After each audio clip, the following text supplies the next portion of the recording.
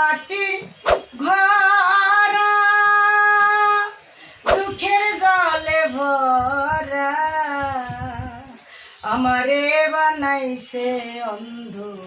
সামাজিক যোগাযোগ মাধ্যমে কণ্ঠের জাদুতে লাখো মানুষের হৃদয় জয় করা ফরিদপুরের সেই ভবঘুরে শিল্পী লাইলি বেগম এবার পেলেন রাষ্ট্রীয় প্রতিষ্ঠানের আনুষ্ঠানিক স্বীকৃতি। বাংলাদেশ বেতারের তালিকাভুক্ত সঙ্গীত শিল্পী হিসেবে মর্যাদা দেওয়া হয়েছে তাকে। গত ২৫ জুন সকালে বাংলাদেশ বেতারের সদর দপ্তরে আয়োজিত এক অনুষ্ঠানে লাইলি বেগমের হাতে বেতারের তালিকাভুক্ত সঙ্গীত শিল্পী হিসেবে আনুষ্ঠানিক স্বীকৃতির সম্মাননা সনদ তুলে দেওয়া হয়। সনদপত্রটি তুলে দেন বাংলাদেশ বেতারের মহাপরিচালক ASM জাহিদ।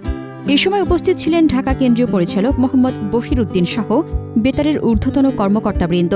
স্বীকৃতি পাওয়ার পর এক আবেগঘন অনুভূতি প্রকাশ করে শিল্পী লাইলি বেগম বাংলাদেশ বেতার কর্তৃপক্ষের প্রতি আন্তরিক ধন্যবাদ ও কৃতজ্ঞতা জ্ঞাপন করেন। প্রান্তিক অঞ্চলের প্রতিবাদের মূল্যায়নে বেতারের এমন উদ্যোগকে সাধুবাদ জানান তিনি। মহাপরিচালক ASM জাহিদ জানান, বাংলাদেশ বেতার সবসময়ই প্রতিভার যথার্থ মূল্যায়ন করে আসছে এবং আগামীতেও এই ধারা অব্যাহত থাকবে। সনদ পাওয়ার পর বাংলাদেশ বেতারের ফেসবুক পেজ ও ইউটিউব চ্যানেলে সরাসরি সম্প্রচারিত একক শিল্পীর গানের বিশেষ অনুষ্ঠান ইউফোনিতে গান পরিবেশন করে শ্রোতাদের মুগ্ধ করেন লাইলি বেগম।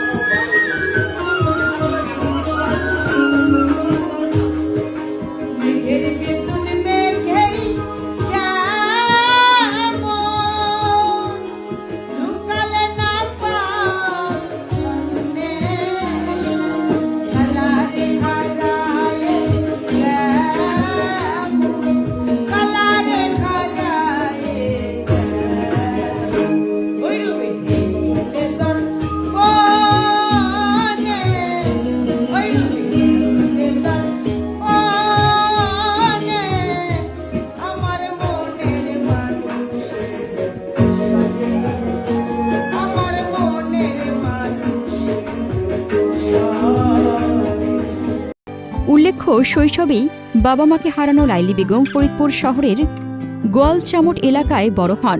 প্রতিকূল পরিস্থিতির মাঝেও সঙ্গীতের প্রতি ভালোবাসায় ছিল তার একমাত্র সম্বল।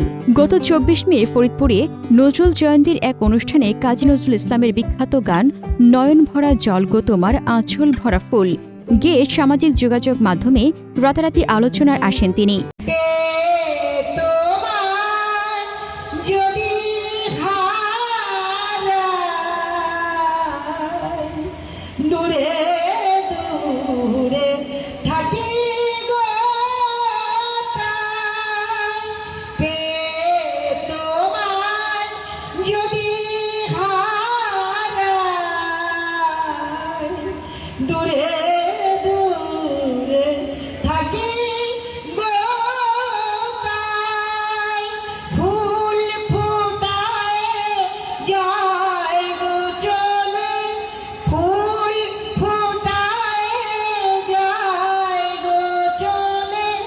চঞ্চল বুলবুল